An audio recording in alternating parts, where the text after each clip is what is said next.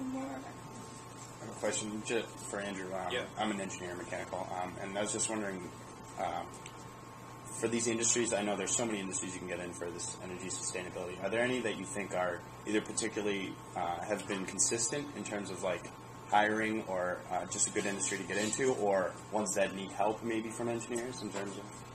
I think anything that I think there's a lot of, and I wrote this down on my notes. There's some sexy stuff out there. You know, you go in a bar, and somebody says you're working on solar panels. Ooh, golly, right? Ooh, solar. But the thermostat thing is the one that really kind of gets to me because it's a really unsexy thing. But you know, keeping the tire pressure in your car appropriate saves probably more energy and does more good. There are people who are working on hybrid cars. I had a discussion with an engineer who was working with on a project, and he said, I want to teach a class in making hybrid cars really great. Well, we don't need more cars, and hybrid cars, unfortunately, are not going to pull us out of this problem. As far as industries, I would say find something that's local, very critical. If, you know, your job will not be shipped overseas, so installation work is probably good. Like HVAC. Now, HVAC, heating, ventilation, and air conditioning, for those of you who not know the acronym, is incredibly unsexy, but it's what makes this room comfortable. It makes everybody's life nice. Doing sustainable work there is probably going to be something that's going to have some legs, A, and B, it's going to be local. Yeah, you can get involved in solar stuff. Great, go ahead. You know, a lot of what I do when making solar panels is not learning how to make the cell. There are scientists who've done this. If you're an engineer, it's making it cheaply. How can I make it cheaply? If you can come up with a cheap method of doing it, great. One project I've heard about was making the wind towers themselves cheaply. You think, well, that's pretty boring. Well, you can reduce the amount of steel in a wind tower by 80% if you are sneaky. And that's being an engineer. You're not solving, it could be a communications tower, it could be a wind tower, but you're still using the same engineering background to solve the problem. I would say, in general, anything that does good work, if you believe in it, go for it. My other suggestion would be to get your hands dirty so that your job will not, you know, it's great to have a laptop and work in a cafe, but that means your job could also be in India. One other thing is actually green roofs connect to mechanical engineering.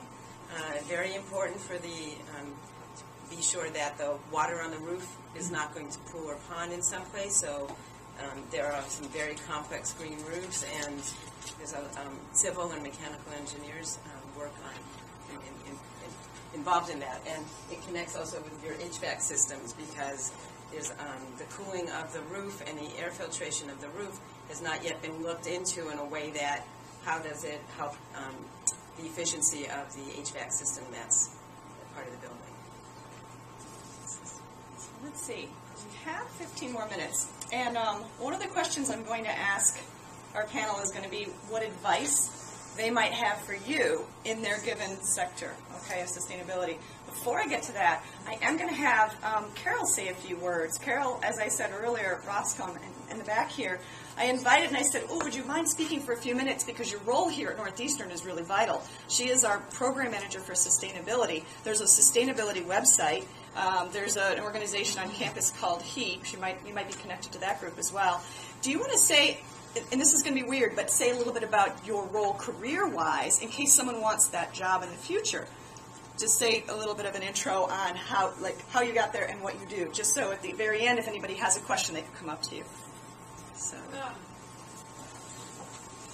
thanks for asking me to speak. Oh yeah, I'm thrilled that you were able to come in. My career trajectory was not linear, and if anyone's interested after, I'd be happy to share the details with you. But I didn't go to university for 13 years out of high school, and before that, I did the first energy program of its kind in Canada. It was renewable and non-renewables, and for 30 years until I got this job here, nobody cared that I was interested in energy, that I studied it, and so a lot of different things happened on the way.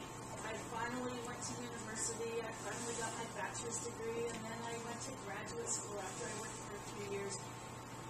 But in grad school, it was sort of a turning point because there were 5 of us who developed the University of Oregon's environmental policy. And I think that's a really important thing to share with all of you because it's sort of an opportunity that people might overlook. Wherever you are, whatever you're doing, there's always something like that you can get into that can make a difference, even if it's just specific to that company or that organization at that moment. But you can build on it, and I did, and I kept building on it. I finished grad school, I worked as a planner, and then I saw this job opening by fluke here, and there were a lot of applicants. But my program from 30 years ago finally came together and supported me in what I was going to do. Because my boss, who's our Associate Director of Energy and Sustainability, and has been here a long time, appreciates and is all about energy. So just try to remember that it's not always a straight path. And along the way, you just have to really watch for opportunities, volunteering, getting involved, and even if it's something you think is really not even super relevant, it might be really super relevant, and build on that.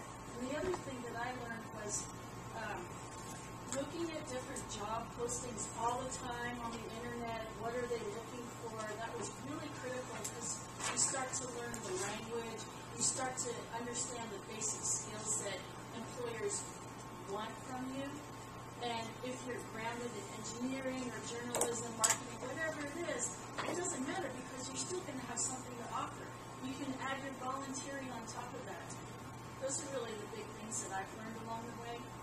That's perfect. I'm so excited that I have a job I actually like going to every day, and for me, it's dear to my heart, all these issues. And a little bit, just building on what your 3 panelists said, I just came from an hour-and-a-half meeting on lighting with NSTAR, our local utility. Imagine this. He said fewer than 10% of the commercial customers have even started into lighting retrofits. Can you imagine? We're in 2011. We're in the supposedly most developed country on the planet. I mean, there's tons of opportunity for each and every one of you, really. And this is the time. You don't have to wait 30 years like some of us did.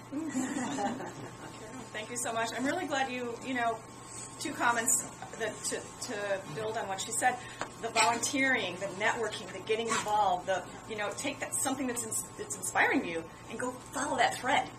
And the other piece is we as individuals, I'm not trying to be on a soapbox, but we can make an impact in little things in our daily life. We can blow up the tires of our car, as we're talking about. We can turn the lights off. We can turn the heat down. We can put tape up on our windows. There's so many small things that I really feel like if everybody's doing these small things, that's where we could really make a difference. And it's about our lifestyle changes. So it's not just, sustainability isn't just about the new technologies, and that is sexy, as we were saying. Oh, how cool to be on the cutting edge of making a new technology. But you might be able to contribute by helping with policy changes, for example, or helping just on your own level and influencing friends and influencing other people. So, how am I doing on time? I have like 10 minutes. Just really quick, actually, yeah, following please. on that is the thing that's amazing to me is about doing all of that.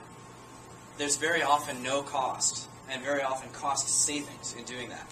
To replace that thermostat on the wall, you can go to Home Depot right now and buy a thermostat for $25 that NSTAR or Keyspan is going to actually pay you that $25 right back. And you've now spent zero money to put a programmable thermostat on there. So now you've spent nothing to put that thermostat on, and you're going to save money on your heating costs. So, and that's what Andrew's doing, and there are many other roles like that.